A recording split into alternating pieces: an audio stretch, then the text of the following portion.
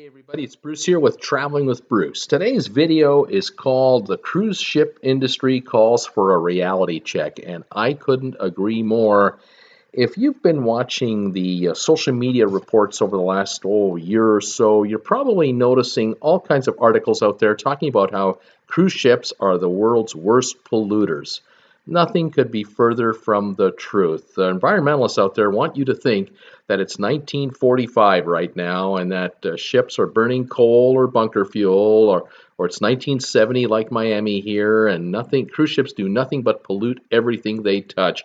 It's absolute nonsense. Yes, cruise ships give off exhaust. Yes, cruise ships use water.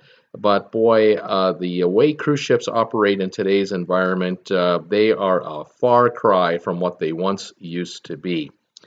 You know, cruise ships now are probably the leaders in maritime advancement when it comes to keeping the environment clean.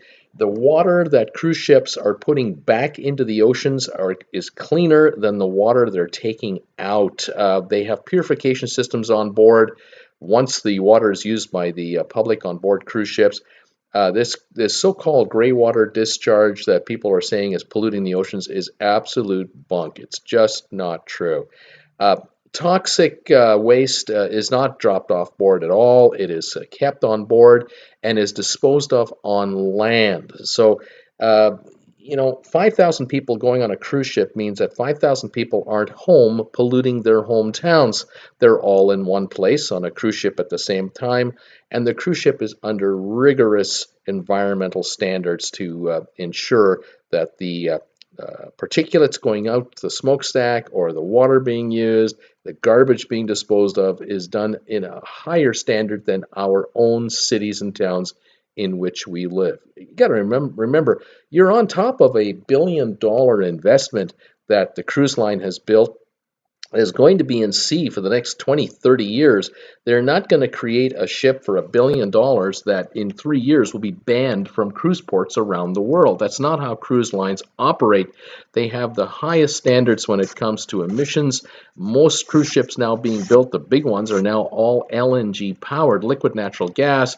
That means the amount of soot going into the air is at an absolute minimum. And when you consider that you're talking about 5,000 passengers and 2,000 crew, you're moving 7,000 people at a time. The amount of exhaust that a city of 7,000 people puts out day in and day out compared to a cruise ship, you can't compare the two. A town or a village puts out much more waste than a cruise ship does. It's not even comparable.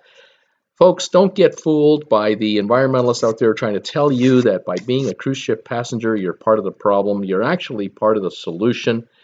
Cruise ships are very environmental friendly. They're cutting edge on what they're doing, and cruise ports are quickly adapting what's called shore to ship power solutions, where the ship comes in, docks, turns off its engines, and plugs into shore power. The future is much brighter for the cruise ship industry when it comes to environment. Cargo ships make up 95% or more of the entire worldwide fleet of ships, and there are cargo ships out there that are working in jurisdictions where there are no rules whatsoever. Cruise lines generally go to, let's say, Western world, first world ports where the conditions are very strict for emissions and pollution controls, and these ships more than comply. Anyway, that's just my take on it. Hope you enjoyed the video. We'll stay on top of the cruise news. Please subscribe today, hit the thumbs up button, and we'll talk to you later, everybody. This is Bruce with Traveling with Bruce. Bye for now.